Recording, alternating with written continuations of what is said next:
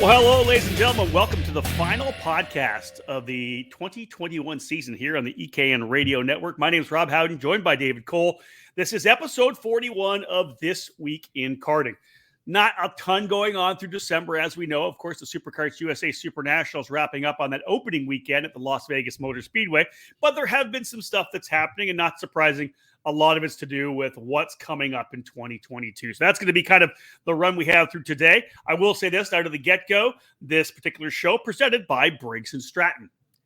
Briggs & Stratton is powering Operation Grassroots around the world. No other engine manufacturer is getting new and returning drivers to the kart track like the Briggs 206. The out-of-the-box performance of the Briggs 206 provides the most fun, excitement, and reliability of any karting engine on the global market. Learn more about the 206 engine and the history behind Briggs & Stratton's commitment to motorsports at briggsracing.com or on Instagram at racebriggs. All right, David, this week in karting, last show of the year. Last one was actually back in the middle of early November. It was a pretty busy run for us through November and December, but capping off the season, first off, how was your Christmas?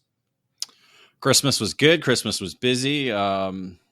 Saw some family, had, some situations where we couldn't see some family members, but other than that, it went well. Everybody's healthy. Everybody's good.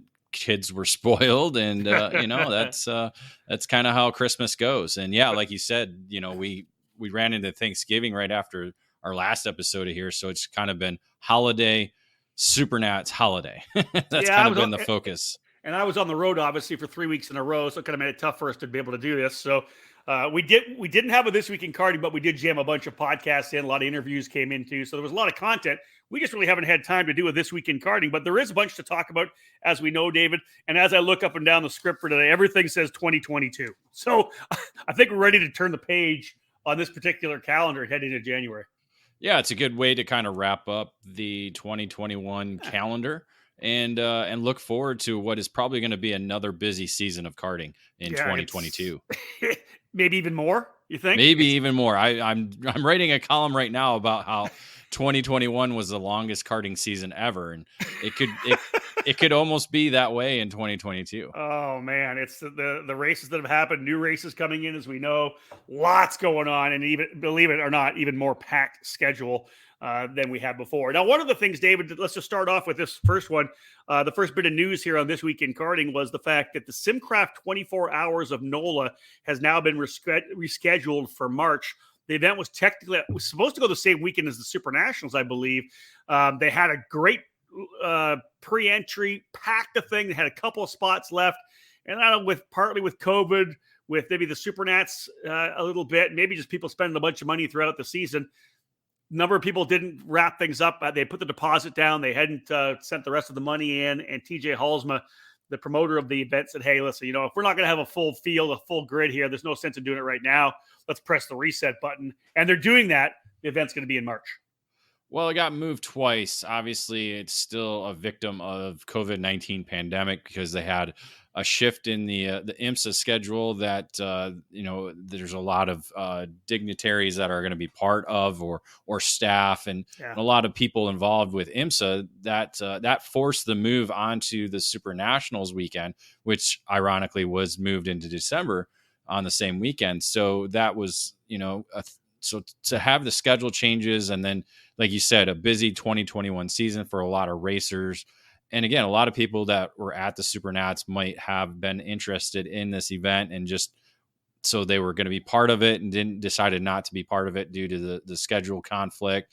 And then other different factors, so close to the holidays and number of different factors. So it's kind of good to hit the reset button and then just set it for 2022 and now have a secure date locked in that works with basically the winter schedule of the karting season. So I think it's going to be a win-win. And again, still has the opportunity to have 50 teams participate in this 24-hour event. The actual date for the event is March the 11th, 12th, and 13th, again at NOLA Motorsports Park, the SimCraft 24 Hours of NOLA. Now, David, looking at my notes here, and this is something I didn't know. It's actually the weekend over the daylight savings weekend where we put the clocks back? Or yeah, forward? That was forward. right? Spring forward, yes. So it'll be a spring forward. So that'll be, again, it'll kind of technically cover 25 hours, but you'll still be on the racetrack for 24 hours. So All right. it's, you'll start it at, I think they're starting at noon on the Saturday, and it'll end at 1 p.m. on Sunday. So, it's going to be that weird that, again, we enjoy the fall back. I don't know if we enjoy the spring forward. Oh, no. But, it might give these guys a little bit more daylight. I don't know how that, because again, I believe it's like 2 a.m. Eastern time is when or maybe it's 1 a.m. when it springs forward. So it might give these racers a little bit more daylight. I'm not sure, but it's going to be a weird, it'll be a weird, everybody will be watching their phones and waiting for the time to turn over. So again, as we said, talking everything about 2022 right now, and a new program launched for 2022, the Rotax Winter Trophy. They've set their location for their events and the prizes as well, David. Kicking things off on January 22nd and 23rd at the Orlando Karting Center. They'll be back at that track a couple of weeks later, February 5th and 6th. And again, we just had a chance. Of course, you did a great job covering the Rotax Grand Finals. Where was it again? It was in Bahrain. Yeah, Bahrain. In Bahrain. You did a tremendous job covering it the best we could. Of course, with the event happening, they had live video for us to follow, and the Americans, Canadians did pretty well. But there will be tickets up for grabs for the Rotax Grand Final for 2022. Yeah, probably one of the first programs to offer up tickets already for the 2022 program and the Rotax Grand Finals through the Rotax Winter Trophy program in Florida. Again, as you mentioned, 2 dates at the Orlando Kart Center, so they'll have 4 rounds of racing in those 2 weekends. Again, a quick little program, and the champions of that program get tickets to the 2022 Rotax Grand Finals, which will be in Portugal, Portimao, Portugal, where we have been in 2012, I believe, is when we were there. And so I think this might be the 3rd or 4th time that it's visited Portugal, if not 5th time. So a very popular facility there in southern Portugal. And again, open to all international drivers. So Canada, Mexico, all over, even, hopefully they'll get a couple drivers from Southern and Central America as well too, competing in the micro, mini, junior, senior max, and masters max, along with DD2 category as well. David, they got a $12,000 prize set up, something new for the Constructors Championship. What do you know about that? Yeah, kind of focus more on the teams and the actual chassis constructors themselves. So details aren't exactly, I know they're scoring points for every podium finisher, but I'm not exactly sure if it's going to be more geared towards the teams rather than it is the actual chassis, but they're calling it the Constructors Championship. But $8,000 for the top earning team to score the most points over the program. So a kind of cool incentive for race teams to be part of the Rotax Winter Trophy. Yeah, keep an eye on the eKarting News, folks, on the obviously the main page with all the content we put out. We'll try to get an update on that for you, get a little more information with what's happening with the Rotax Winter Trophy for 2022. Again, 2 dates at the Orlando Kart Center, January 22nd, 23rd, and February 5th and 6th. Tickets available for the 2022 Rotax Grand Finals. All right, we've arrived at our first break in the action on this edition of This Week in Karting. When we get back, we're going to talk a little bit about the Challenge of the Americas and the United States Pro Kart Series. It all started in 1994 when former successful kart driver Albino Parolin decided to move his passion for karting from the track to his small workshop. That's when Parolin was born. Fast forward 20 years, and Parolin's passion for the sport led to the company rejoining international competitions as a factory team in WSK and CIK FIA races, with the aim of enhancing the research and development process, immediately achieving notable results around Europe, North America, and Asia, becoming the CIK FIA Asia Pacific KZ champion in the same year. Parolin USA is North America's source for Parolin products, and we run a factory team at all of the major Superkarts USA and Rock Cup USA events. The Parolin chassis lineup for 2021 includes the Invader Shifter, the Le Mans Tag single-speed chassis for junior and senior classes, and the 28mm mini kart for the cadet classes. Parolin has been winning races all over the world, And it's on top of the podium in the USA as well, with drivers like Kai Sorensen, Mateus Arjuela, and Alessandro De Tullio. Get on the chassis that's winning. Drive a Parolin. For more information, head to ParolinUSA.com.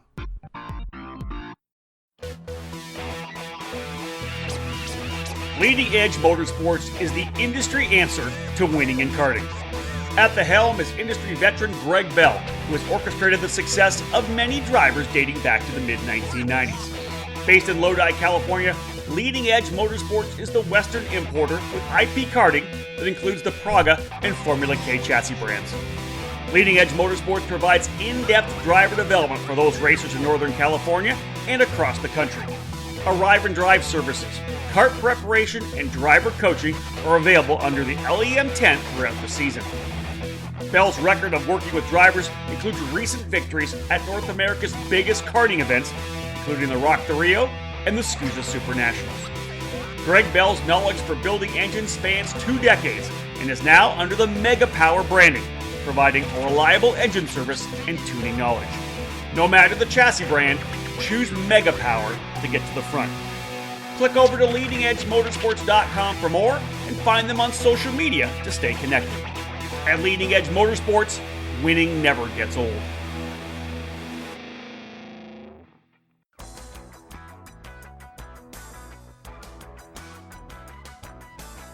In racing, experience is priceless. Franklin Motorsports is a leader in the karting industry with over 50 years of combined karting experience, and we can provide you with everything you need to go racing. With a large online product selection, select track support events, and a wide variety of shop services, Franklin Motorsports is your complete karting source. Check out our online store at www.franklinkart.com, where all our products are just a mouse click away. We're constantly adding to the growing product selection on the online store, and we ship daily to ensure products get to you quickly. We specialize in IAME engines, Tillett seats, ceramic products, driveline branded products, Briggs & Stratton engines, OTK products, and of course, the championship-winning Merlin chassis. In our online store, you'll find a variety of items to fill your karting needs. Franklin Motorsports is also known for our wide variety of services and is home to Innovative Engine Works by FMS, our in-house engine service department. Frame straightening, kart prep, and dyno testing are all services offered regularly at Franklin Motorsports. For all things karting, visit franklinkart.com.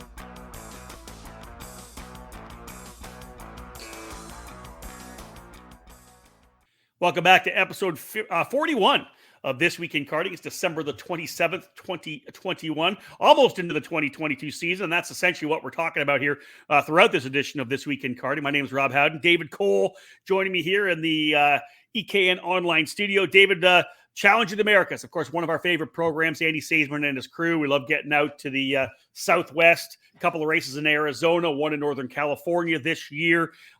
Series kicks off January 28th to the 30th at Musselman Honda Circuit in Tucson, Arizona. But the news coming, of course, out of the FTK Promotions camp, registration now open for this year's challenge. Yeah, opened up in the beginning of this month of December. And they're making the push towards the month of January. End of the month of January is when we'll be trackside. So still about 1 month left before we are there in Tucson for the opening 2 rounds of the Challenge of the Americas. Excited. It's going to be the 15th anniversary season for the program. I believe this is year 5 of cooperations with the Rock Cup USA program. So all the Rock engine platforms utilized in the program, all the way from micro all the way up to Rock Shifter Master, which again, the Shifter Master programs, both senior and master, are going to be huge again in 2022, along with the continuing growing and record numbers that they have across the board in all the categories for the program. Yeah, it's been a couple of good years as of course the Rock program strengthening on the West Coast. We'll see what happens now that the borders have opened up. There's a number of Canadians rather that have regularly come down and be part of the Challenge of the Americas. We would expect record numbers again this particular year, and again a lot of momentum. Tucson, the Musselman Honda Circuit, one of my absolute favorites. I think, David, probably the highest elevation where we get to call races from. If you've ever been to Tucson, folks, there's a tower there with maybe a 6 by 10 booth at the very top, but with just great views of the entire racetrack. Yeah, maybe more 5 foot by 10, maybe 5 by 8. I think maybe a 5 by 8 because I think I can stretch my arms across the one way of the room. So it's not a lot of space, but it's the only. Yeah, I think you're correct. I think it's the only 2-story tower that we are able to enjoy within the United States for karting. Well, listen, it's at least 3 stories, right? Because the Phoenix is a 2-story because it's the tower on top of the Okay, you're right. So it's 2-story, at least 3 stories. Yeah, it's up there. It does. It feels up there, and that's the great thing is we have a great view of the entire racetrack. Get to see everything, so it provides you the optimal vision and view to call all the action at the Musselman Honda circuit. You know, we've been there a number of times and enjoy going there, and provides great racing. You know, it's not just a shifter track. It's not just a single speed track. It's a track for every category. Oh yeah, and David, you know, I don't know that I'd call it a bucket list racetrack. It's obviously there's not a ton of facilities around it, but the bottom line is it is one of the best tracks, actual racetracks itself that we have in North America. The racing, we always say there's like 7 or 8 places to pass on that racetrack, and there's only 12 or 13 corners. It's amazing. Yeah, the racetrack itself is probably one of the top 10 racetracks to actually compete on, for sure, within the North America. Like you said, it's in the desert, so there's not a lot of amenities around it.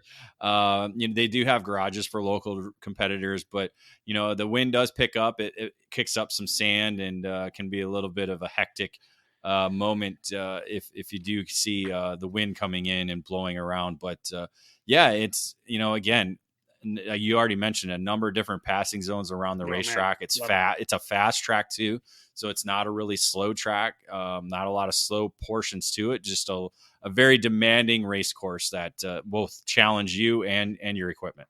Again, so registration open for the 2022 Challenge of the Americas. I think one of the key things here, David, to bring up in this edition of This Week in Karting, get registered first and foremost. But if you're going to the racetrack, you got to get hooked up with the hotels right now. There's events happening in Tucson. They have the Gem Show in Tucson. In Phoenix, they'll have spring training for Major League Baseball as well. So if you're coming to the races, I know that the Challenge, David, I've been putting this out on their social media. Get yourself booked into a hotel ASAP, right? Yeah, that's the big issue with the Challenge of the Americas program is the hotels filling up fast. They've already got the New Host Hotel DoubleTree Suites by Hilton nearly filled up. They're using a hotel across the street that we usually call the Host Hotel. They've actually opened up a book of rooms there. So a couple of different options right now. But the deal is to get that locked up before the new year begins. So we go from the West Coast back to the East Coast. And, of course, the primary East Coast championship is the United States Pro Kart Series. And, David, they finally confirmed the location for their second event of 2022. Yeah, we weren't quite sure exactly where it was going to be. You know, the opening event was announced to be Orlando Kart Center. That's a new location for the United States Pro Kart Series. That's going to open up things in 2022 on March 3rd through the 6th.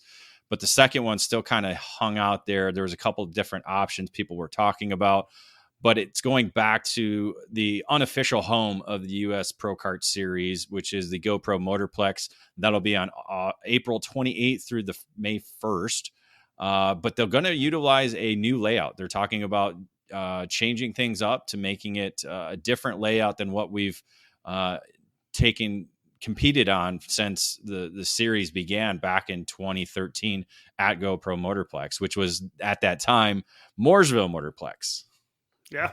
So again, so something new. We'll see what happens with that. Looking forward to seeing the layout once they do eventually make it official or public. So here is the schedule. It's March 3rd to the 6th, Orlando Kart Center. April 28th to May 1st, GoPro Motorplex. July 7th to 10th, up to Wisconsin to the Briggson's, what will be newly renamed Briggs & Stratton Motorplex at Road America, and capping things off, David, on September 15th to 18th at Newcastle Motorsports Park. That'll be the season finale. They'll have the awards ceremony there as well. Record numbers in 2021 for this USPKS program. The question is, how much bigger can it get? I know there's going to be a couple new teams, I'm already told, that are coming to play, I think, this year. It's going to be a pretty solid series.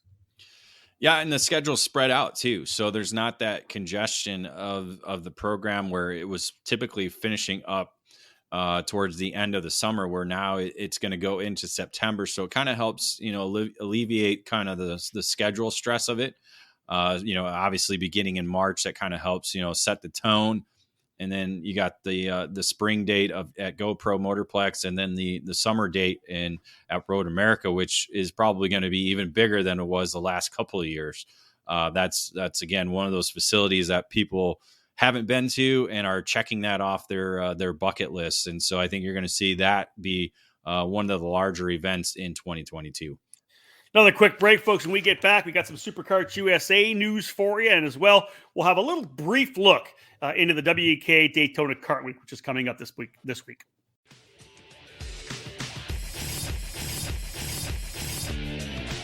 It's been a handful of years, but the Rotax Winter Trophy is back, and we'll be providing Rotax racers with a chance to get out of the cold and into the southern sunshine this winter. With Rotax Grand Finals tickets up for grabs, plus many other prizes, the Winter Trophy will be a must to start the 2022 season. The Rotax Winter Trophy Series will include 2 events and 4 rounds, both located in Florida in January and February. The opening rounds will be held on the January 22nd and 23rd weekend at the Orlando Kart Center, and the second event is scheduled for February 26th and 27th at a venue to be announced at a later date. Friday practice will be available at every Rotax Winter Trophy weekend. Each race day will include practice, qualifying heats, and a main event. Over $40,000 in prizes are at stake, including tickets to the Rotax Grand Finals, brand new Rotax engines, discount vouchers for engines, and discounted vouchers for the 2022 U.S. Finals. Race classes include Micro and Mini Max, as well as Junior, Senior, and Masters Max. Head to racerotax.com to learn more about the 2022 Rotax Winter Trophy.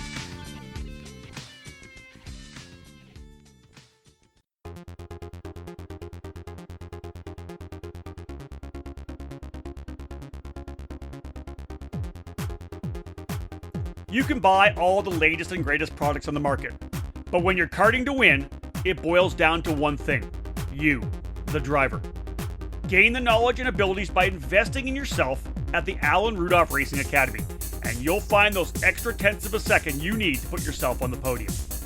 The school was established by Supercarts USA Hall of Fame driver Alan Rudolph, with decades of victories and championships in multiple forms of the sport, including other disciplines of racing. The Alan Rudolph Racing Academy, located at the Speed Sports Racing Park in the metropolitan Houston area, is designed to teach driving skills at all levels. The instructors of the Academy have decades of racing experience and educating drivers of all ages. Classes at the Academy will teach the concepts and skills needed both behind the wheel and off the track. From the beginning kart racing experience and intro to karting courses, to their advanced 1-day and 2-day courses and karting clinics, the Alan Rudolph Racing Academy can improve the skills of any driver. For more information on the specific programs that the Alan Rudolph Racing Academy can provide for you, head to speedsports.com and click on the Racing Academy page. Be sure to follow the Academy on social media by searching for Alan Rudolph Racing Academy.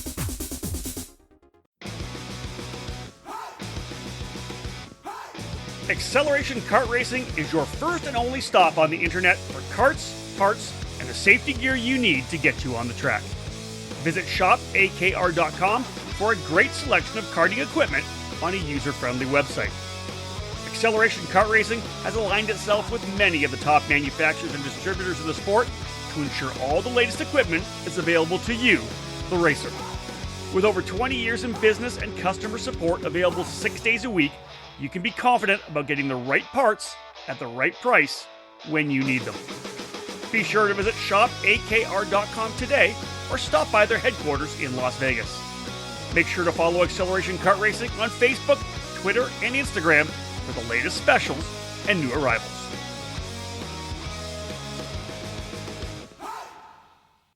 Welcome back to episode 41 of This Week in Karting. Rob Howden and David Cole providing you with all the information, the news that hit the homepage of ekartingnews.com. Of course, the podcast perfect for that morning commute or heading home from work. We give you all the information that's been coming out over the last couple of weeks. David, Supercarts USA obviously finishing up their year with the Super Nationals. That whole story we'll unpack at a later date, but a really great Super Nationals. Get the issues at the Rio, having to take a month to essentially find a place to have the race. Las Vegas Motor Speedway, super smooth racetrack. All in all, this thing came out just amazingly. But one of the things about the Super Nationals was the move to the new spec racing fuel for SCUSA starting in Super Nationals 24. Aspen Sport, they did a bunch of testing after the Spring Nationals in Utah, had a bunch of teams stay over to do testing there. All in all, I really didn't hear, normally when you go to a new fuel, you're going to hear people bitching and moaning. But from the Super Nats, I don't think I had a conversation with anybody about fuel. No, again, it's something new. When we were at trackside, there wasn't any of there was no bitching or complaining about it, and really the major issue was we didn't see any major failures in terms of motors seizing or disintegrating or any of that nature during the race weekend. So I think that helped kind of alleviate some hiccups that people were questioning. It just kind of helped, I don't know. It's something new. So people are going to have to get used to it. And I think that's one thing that people are going to be working on. At least a lot of the engine builders is adjusting to, how this fuel interacts within the engine and compared to what we've worked with in the past, including the different oils and different fuels that we do use, because a lot of different programs are using different fuels from this series to this series to this series. So it's going to put some engine builders to work, and they're going to have to do their homework. But no major failures at the Super Nationals, so that's a big plus. And really, this is a little different approach. This isn't so much about, hey, you know what, we're going with a new fuel supplier or a new oil supplier because they're going to give us a big check, and this is going to be our new spec oil sponsor, right? Like that's happened over the last 20 years. We've gone from different fuel, different oil, because someone has approached the organization and said, hey, we'll cut you a check. This will be your new spec oil. Let's do this. And when that happens, there can sometimes be issues because karting is different than everything else. We've seen it over the past where an oil manufacturers come in, here's an oil we're going to use, and it's just not up to spec for what we need with the way we twist our engines, right? So that's always happened. This particular fuel, Aspen Sport, the design, it's safer for the environment, and it reduces exposure of the harmful chemicals that you see in the paddock. We all know when guys roll off the grid, you see the smoke and everything that happens there. You know that there's exhaust. Anybody that's ever driven behind somebody or left the grid when they're running dirt and it's methanol, you feel it in your eyes, man, in your nose, right? Yeah. For sure. It's horrible, right? So the idea, the concept was to kind of try to reduce the exposure to harmful chemicals to all the racers. So that's the motivation behind it. And again, just the fact that we had a good Super Nationals, I think it's a win-win all around. Yeah. Again, like I said, it's just going to be something that competitors are going to have to do their homework on and understand the way it reacts and the different settings that are going to have to be done to the carburetor and the engine and within obviously the parameters of the rule book. So again, it's just something that's new and different. And like you said, it's hopefully any long-term solution of this will be healthier for all of us involved in the sport. Speaking of doing their homework, David, and I know that when this landed, you and I we were shocked. We had no idea it was happening, but very pleasantly surprised. Supercarts USA announcing weight changes for their Swift and X30 classes for 2022. They had done some homework. They had got the cart weights and driver weights, I believe, of everyone coming across. Essentially, how at one of the events, how much weight do you have on your cart? How much ballast do you have on your cart? And by doing kind of that survey, David, they were able to figure out, because they did it at the Summer Nats, they did it at the SCUSA Mexico event, they did it at Super Nationals 24 as well. How much weight are people keeping on their cart? And let's see how much what do we need to do? And to see the weight decreases, because you can talk about average ballast and the adjusted weights. This is a really big move for Supercarts USA.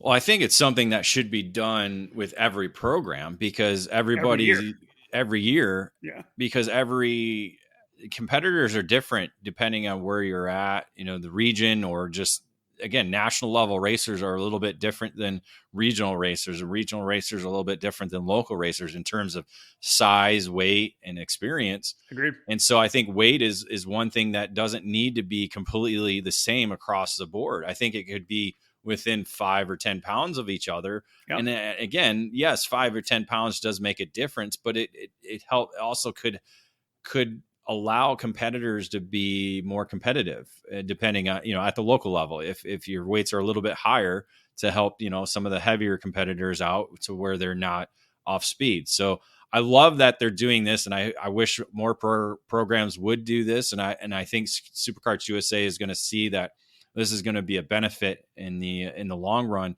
and something they can do to all the categories. Unfortunately, it was just the Swift categories and the X30 divisions that they kind of reviewed in terms of the ballast. And surprisingly, X30 Master had the highest at 27 pounds of ballast on their average. Average. So that tells you there's a lot of lightweight old guys out there competing in this category. Well, and we see that, right? It's not a bunch of the big heavier guys. 27 pounds was the average ballast on the drivers in X30 Master. Almost 24 pounds in X30 Senior, which is wild to me as well. Micro is 13.5 pounds, and Mini was 20.57. What's your thought, David, on X30 Senior? That's 24 pounds, like 23.29 pounds. It doesn't surprise me, because you think about it, most of those drivers are 160 pounds or less. Oh yeah, it doesn't surprise me either. I hear what you're saying. It's exactly so, it. There's a lot of small guys. So to have a weight that high was kind of, it's not needed. Again, we're trying to handicap heavier drivers, where most of the drivers at the national level aren't that heavy. So you know what, David? I would love to have seen average driver weight as well. I'd just like to know those stats. What is the average driver weight in X30 Senior? I don't think it'd be that high. That's why I'm saying 160 at the most, maybe probably 150. So yeah, it's the mini one's kind of throwing me off, because there's, that's that age where there's kids that are big, and then there's kids who just haven't gotten that growth spurt yet. So between the ages of 10 and 12. So that's a unique number to see be so high. I thought it's going to be more closer to the micro number, which was at 13, as you said. So that'll be, again, something that they'll have to study and review year in and year out. Agreed. And I think if they continue to do it and keep fine tuning it, I think it'll be a really good approach. Here's what they ended up with, folks. And you remember that this is a lot of this is about safety, right? You want the carts themselves to be as light as possible. We always talk about a micro kid being out there with 30 or 40 or 50 or 60 pounds of weight on their carts. As you said, David mentioned many of them in the minis. Some kids are still pretty tiny. Other kids have growth spurts and they're 5 feet tall already, or whatever it may be. So here was the adjusted weights that SCUSA has done moving into 2022. They took 5 pounds off of micro to go 220. They took 10 pounds off of mini for the combined weight of 235. Senior going down 10 down to 355. I like that a lot. And dude, X30 Master down to 385, 15 pounds down. It was at 400. So all in all, I think, you know what, David, 90% of the people, 95 are going to be super happy. It's some of the heavier guys that maybe are now going to be 10 pounds over, 15 pounds over. But the bottom line is you got to do it for safety. And this is high-end racing, man. It's a different deal, right? Like you said, club racing's different. You can adjust whatever you want for your club, but at a national level, you got to play to the guys that take it super seriously. Yeah, pulling off some carts off the kids, you can tell that there's the heavier ones and there are the lighter ones, and it's no fun to pull off a really heavy cart off a kid after he's just been involved in a wreck. So, but yeah, looking at the adjusted weights now, 185 is a good average weight for a Masters driver. I think, we're both around the 200 mark. We're above average because, we are above average. Average. So, you figure a 200-pound cart, 185-pound driver, it matches out right. Senior, same thing. Like I said, I think the average weight is probably closer to 140, especially with a lot of the younger kids that are now racing, at 14 or 15 years old in the senior category. So I think that's a good weight. And again, I think that micro and mini, those mini numbers and micro numbers are just going to keep adjusting depending on the class, or the type of drivers that are at that age level at that time. I agree. No, but good move for Supercarts USA. I know I've heard some scuttlebutt that a couple of the other organizations are going to hold the numbers they have right now. I would think that if this works well for people and people see it, and there's a lot of talk about it, we may see it maybe be adopted by more organizations. But the bottom line is, David, you and I have been preaching there's just too much ballast on these cars as it is. You and I talk about you and I both running in the Masters class in 206 racing at 395, and you and I are both 200 pounds, and we've got 25 or more pounds on. It just doesn't make any sense to have that much ballast on a cart. And all it takes is some focused time, some homework, getting these numbers down, because you come across a scale after every session, pretty easy to figure out how big the driver is and how much the cart weighs, right? The bottom line is it takes manpower and time, but it's well worth it. And weight is something you can change during the season after anytime. Even the opening event, like Agreed. USPKS, they could have their first race in Orlando and adjust the weights based on the competitors they have at that race and be like, all right, these are the competitors that are racing for the championship. This is how we're going to adjust our weight. Done. Yep. Cup Carts North America, who we continue to ask to change their masters weight, they're having their winter nationals, over this coming weekend. Yeah. They could have somebody do this weight survey after qualifying on Saturday and figure out, adjust their weights for the 2022 season based on that race. They could have done it based on the Cup Carts North America Grand Nationals that we just had in October. You just need to get somebody to take the time to be able to do it. And then it takes maybe an hour's worth of work after the weekend to get these figures dialed in and review them and figure out which direction is the best way to go for the series. I agree. Speaking of getting the season started off early, the World Karting Association and their annual Daytona Kart Week, David, firing up this week. Manufacturers Cup racing, of course, the road racing as well. They'll do the Speedway Dirt. But let's just have a quick kind of look at what's going on with Daytona Kart Week. We couldn't be down there this year. We're not quite sure what WK is going to do in terms of exposure and results reporting of what happens trackside. But at least you and I can give a little look at what is actually competing and when they're competing this week in Daytona. Yeah, it's focused back again on Briggs program and IAME engines. So the Briggs 206 engine is going to be utilized in a number of different categories, including Kid Kart. They have two 206 senior categories, one at 360 pounds, one at 375. Again, that's way too heavy.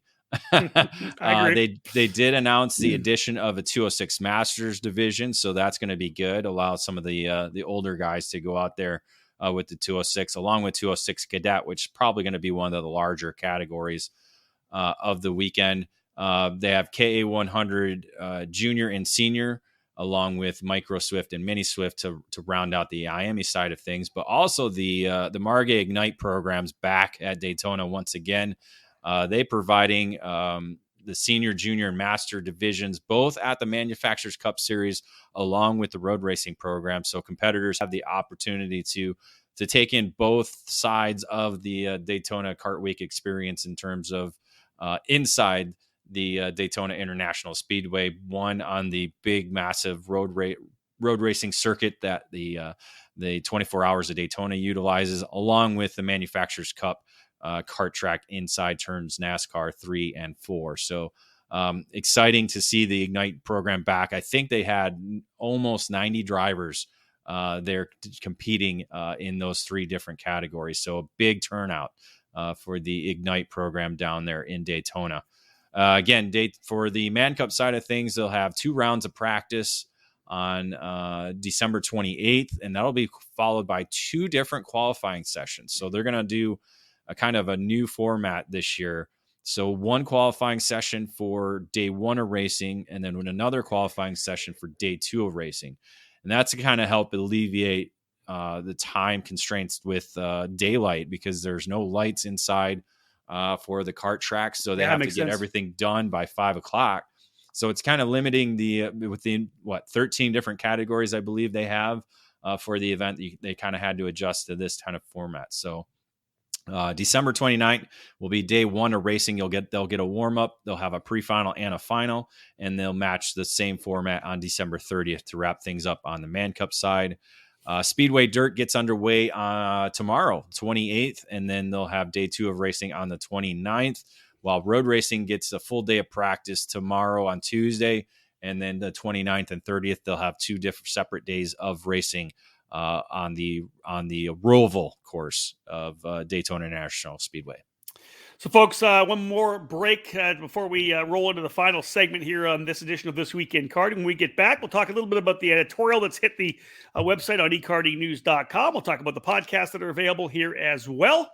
And we'll wrap things up with, of course, what's going to be playing on the EKN Radio Network and what's coming up on ekartingnews.com. Stay with us, folks. We'll wrap things up after this break. In karting, it's important to be supported by the right people. With over 40 years of experience in the sport, Trinity Karting Group has everything you need to make your program successful. We do it all, and we do it right. Trackside support and arrive and drive programs are available in 2021 for the USPKS and the SuperKarts USA Pro Tour and Super Nationals, with full product sales and service and professional coaching from our experienced staff. Trinity Karting Group is a full-service operation based at the Motorsports Country Club of Cincinnati, which gives us access to our custom-designed driver training facility. This allows us to offer private, one-on-one coaching to take you to the next level. Trinity Karting Group is also your Midwest home for Tony Kart and IAME, and we're your source for MG and Evinco tires in the region. Tony Kart quality cannot be beat, so call us today to put you in a new chassis for your next event. From arrive and drive and coaching programs to the parts you need, let Trinity Karting Group provide you with customer service and a racing experience second to none. Trinity Karting Group has a long history in the sport, a winning pedigree, and we're dedicated to driver development. We take pride in our professional approach and our positive attitude. Let us build a custom race program for you. Give us a call at 513-421-4463 or check us out online at trinitykartinggroup.com. Winning takes top quality equipment, flawless preparation, experienced coaching, and passion. And at Team GFC, we live our passion. Developed by American karting champion Gary Carlton, the GFC chassis has become one of the newest brands to reach the top of the podium in North America. GFC has garnered victories and championships at all levels of the sport since its debut at the end of 2018. Shifter car drivers are at the front of the field running the GFC GT14 frame, and the SS31 has become a solid contender in tag and 100cc competition. Team GFC has arrive and drive packages available for all categories, including the mini and micro classes, utilizing the GFC RR5 Cadet chassis. These young pilots have the opportunity to be part of the Team GFC Young Driver Development Program. Learn from one of the best American karters with over 25 years of racing at the highest levels of the sport, offering personalized training on and off the track. Follow GFC Karting on Facebook and Instagram, or click over to gfckarting.com to learn more about joining Team GFC in 2021. GFC, live your passion. A major milestone for the Challenge of the Americas is coming in 2022. It's the program's 15th season. The Challenge is now one of the longest running programs in North America and will open the new season in January with a 3-event championship series at a trio of the top karting facilities on the West Coast. The 2022 Challenge of the Americas begins on January 28th to 30th at the Musselman Honda Circuit in Tucson, Arizona. A month later, on February 25th, 26th, and 27th, the Challenge is back in Arizona for the Midway event at the historic Phoenix Kart Racing Association facility in Glendale. The champions of the 2022 program will be decided in wine country at the finale at Sonoma Raceway in Northern California on March 25th to 27th. Champions will be awarded a trip to the Rock Cup Super Final in Italy, while other categories will earn entry to the popular Rock Vegas event at the end of the season. Head over to challengekarting.com for more information on the 2022 Challenge of the Americas. Let's rock! Welcome back to episode 41 of This Week in Karting. It's December the 27th. Almost done the 2021 calendar year. My name is Rob Howden, joined by David Cole. David, let's just have a look back at some of the stuff that has hit the EKN webpage. For those of you who may have not seen it, and you hear something we're talking about, head back to ekartingnews.com, have a little scroll through the news and top story section. A lot of great stuff, David, that we had out as EKN editorial over the last couple of weeks. Race coverage. We had the Rotax Grand Finals 2021 edition. We provided kind of recaps for all the Team USA drivers. Special thanks to Cody Schindel for photos of Team USA, and you can head over to CanadianKartingNews.com for coverage of Team Canada, which actually finished third in the Nations Cup program. So another successful event for the Canadians over there. I think the Canadians have us right now in Rotax racing. I don't know what it is. They do a lot. Well, listen, they brought some big guns out too. I saw Pierre-Luc Ouellette was back out on the podium again. Definitely a big gun in Rotax racing for sure. They did a good job, Team Canada. Yeah, I asked Ben Cooper if seeing PLO back out there wanted him to get back behind the driver's seat. He said, no, I don't have the time to work as hard as he did. So that's good. So that was good. I like the respect. I like the respect, right? Yeah, well, I like to see those guys working together, and you got two of the greatest karters from Canada and the UK. We'll and the UK. That's true. That's true. Race coverage for SCUSA Super Nationals 24. Also on the website, we had a little bit of a product spotlight with the new Odenthal Racing Products 0 degree low profile Pro Series mount. So that's going to be a new exciting motor mount that IAME and Rock Cup USA competitors are going to be able to enjoy in the 2022 season from Odenthal Racing Products. I know that I wrote a column as well, did a back on the road column. You and I obviously with a lot heading into to the Super Nationals. David, we had our full Super Nationals coverage as well. Our EKN Trackside Live coverage brought to you by the Alan Rudolph Racing Academy. But you and I both wrote an article heading into that as well, right? You wrote one as well about the return of Super Sunday. Yeah, return of Super Sunday. Just happy to be back to Vegas for the Super Nationals because we did not have a Super Sunday in 2020. So it's great to have it back for 2021 and just kind of talked about, what our coverage is going to be for that week of the Super Nationals. So it was good to do that. Then we also had our driver of the month for October along with November since our last show of This Week in Karting. Keelan Harvick ended up being the October driver of the month for 2021. Following a victory at the Cup Karts North America Grand Nationals at Newcastle Motorsports Park, along with securing 2 victories and a championship at the United States Pro Kart Series at his home track at GoPro Motorplex. So certainly, pretty good month. Well, he wrapped it up with a victory in November as well, too, at the Super Nationals. So certainly a noteworthy year for Keelan Harvick in 2021. But our November 2021 driver of the month was Nate Cicero. He ended up going to Rock Cup USA Rock Vegas event for the first time, his first ever temporary circuit race, and ended up winning with a last lap, last corner pass in the Rock Senior division to score the victory in that. Also, just a couple of days before that, was announced as one of the winners for the Mazda Motorsports Spec MX-5 shootout. So he'll be able to compete in the Spec MX-5 category in 2022 at selected events on the season to kind of help bridge his begin his progression into car racing. Yeah, indeed. I did a couple of deals as well about the champions, couple of championship confirmations. The 2021 Texas Sprint Racing Series champion, we confirmed those drivers. Plus, we had David. You put together a pretty good package on the Briggs and Stratton Weekly Racing Series 2021 champs. Yeah, again, over 3,000 different competitors from Canada and United States using their local series, their local track program. I believe about 42 racetracks, I want to say 43 racetracks took part in this program.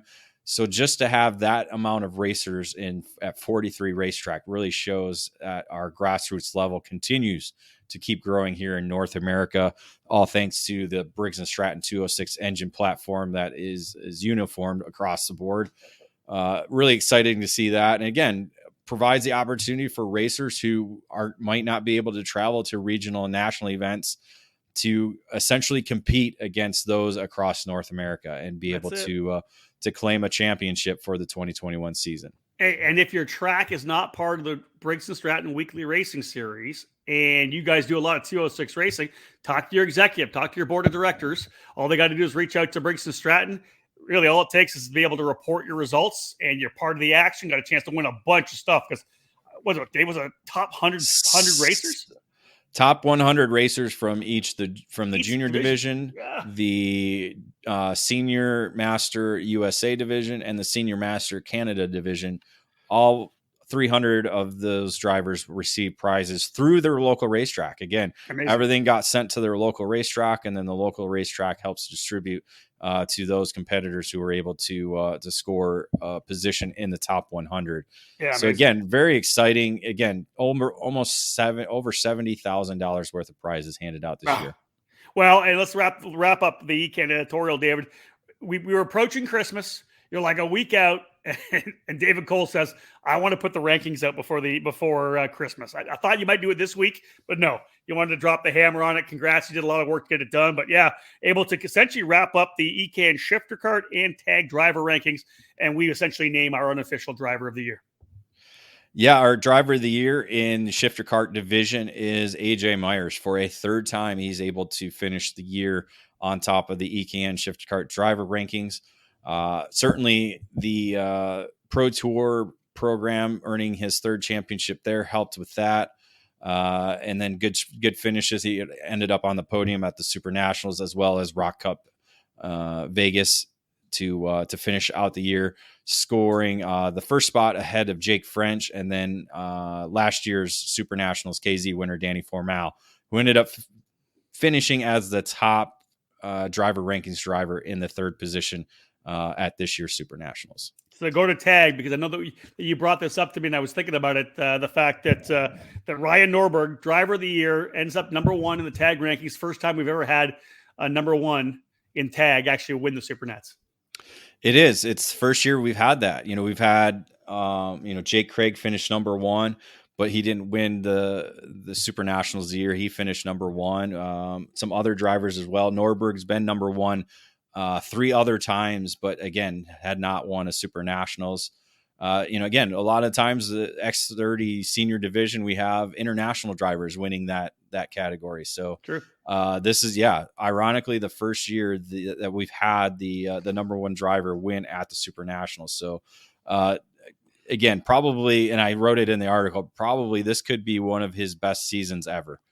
Even though he didn't get the Pro Tour championship, I think this could be his best season ever by Ryan Norberg. Yeah, you put the USPKS championship in there, you throw the Super Nats in, that bucket list race, that final little bit he needed on that resume to be one of the legends in our sport.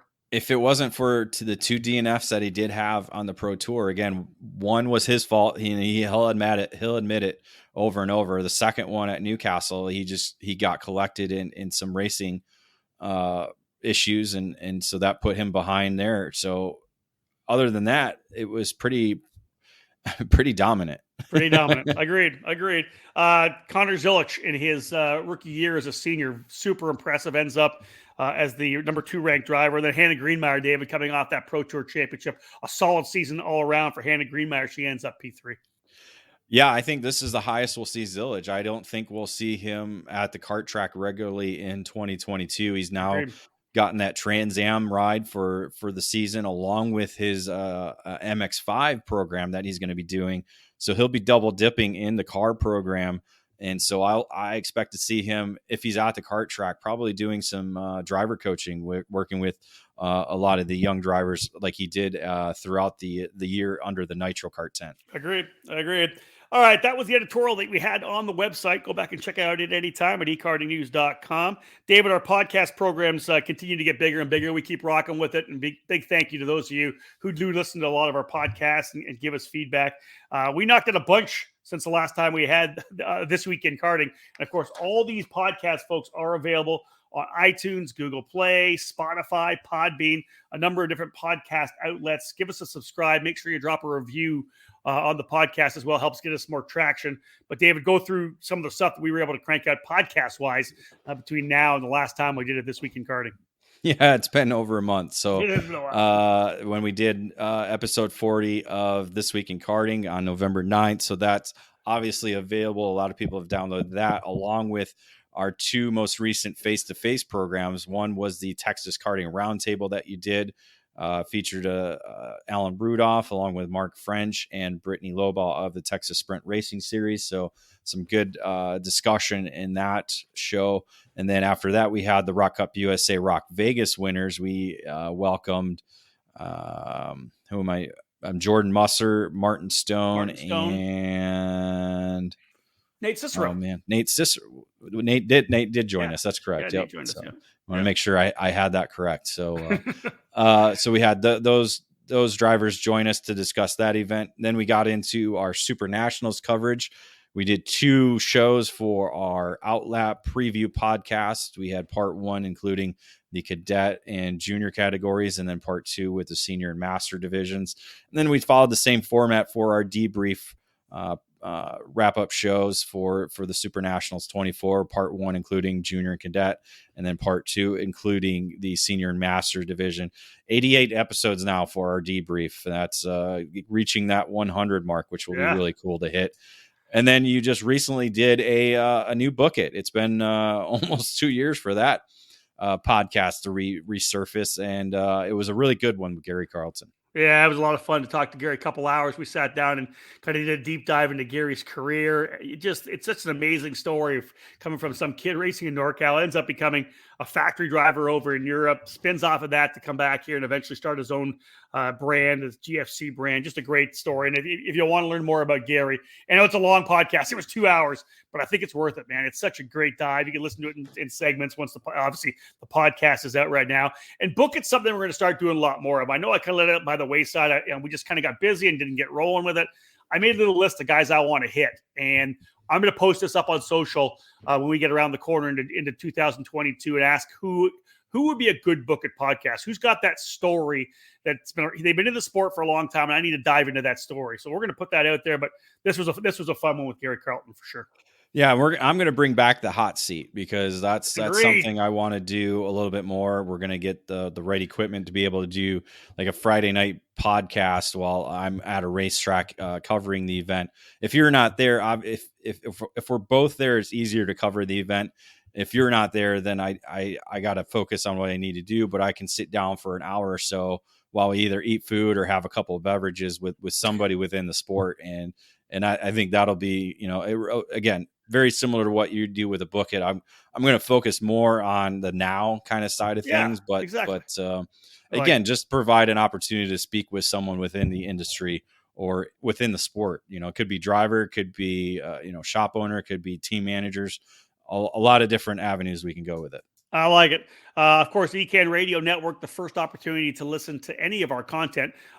So if you haven't not yet downloaded the ECAN Radio Network app, do so, because one of the things we did do, David, is you actually streamed our Super Nationals live broadcast through the ECAN Radio Network app this year. Kind of gave it a little try, worked out pretty good, and we'll do more of that this year.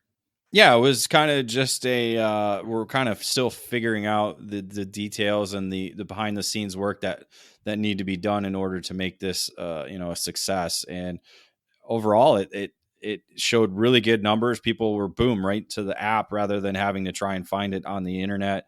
So our app is certainly being used by a lot of people across the country and around the world. We saw a lot of big numbers showing up over the 3 days that we did utilize the app for our live broadcast. So something, again, we'll work on and try to adjust as we move forward with our coverage and our live events that we do. Yeah, so we obviously, This Week in Karting is streaming live. You may be listening to it on the app right now. You may be waiting for the podcast to listen to it. We did the live for the SCUSA Super Nationals as well. And the other events that we do throughout the season, Challenge of the Americas for sure, will be streamed live on the EKN Radio Network app. So, David, speaking of that, let's wrap things up right now. What's coming up? Where are we going to be? We've got a couple of EKN live programs coming. Actually, only one now in January. It'll be the Challenge of the Americas at Musselman Honda Circuit, January 28th to 30th. We'll be live from Tucson, Arizona. Yeah, excited to get back with Challenge of the Americas and all the crew there. Andy Staisman and his staff do an amazing job. It's just, again, one of those atmospheres that it's enjoyable. It's fun and exciting, and it's a great way to kick off the season on the West Coast. Again, Musselman Honda, we've already talked about that racetrack, how amazing it is to watch the racing around there, and again, kick off our 11th season with the Challenge in Americas as they celebrate 15 years of the program. Our first event trackside for our EKN trackside program, David Cole and I, we will be trackside at the SuperKarts USA Winter Series at AMR Motorplex in Homestead, Florida. David and I down there for the first 2 rounds of that event. Dialed some things in terms of the coverage, live coverage of that. We'll give you more information on that coming up. But David, you and I are hitting the road again out to the airport on January the 6th, heading down to Florida. Yeah, excited. I'm going to do the full series this year. Last year, I got to go to Homestead for the first time due to some of the COVID quarantine situations that we had at the beginning of the year last year, or 2021. So excited to be able to go to both programs. So to see the series kick off and get going. And again, it's a quick turnaround, but a lot of teams, a lot of competitors are ready. Again, it's a new beginning. It's a way to kind of refresh, regroup, and kind of reorganize for a new year of racing. Indeed, folks, this looking forward to getting into the new year again, December 27th. We're just 5 days away from getting into 2022. We hope that you all had a fantastic Christmas holiday, and of course, upcoming this weekend, New Year's Eve. Hope you have a great time with family and friends. Make sure you take care of yourself, folks. We are looking forward to a tremendous year in 2022. As we said off the top of this show, it's going to be an even busier calendar. A lot of new races came online last year. More to this for this year. There's going to be racing every weekend of all 52 in 2022. We hope to see you at least trackside once or twice throughout the season. But on behalf of David Cole, thank you so much for tuning into this edition of This Week in Kartings. My name's Rob Howden. Bye for now.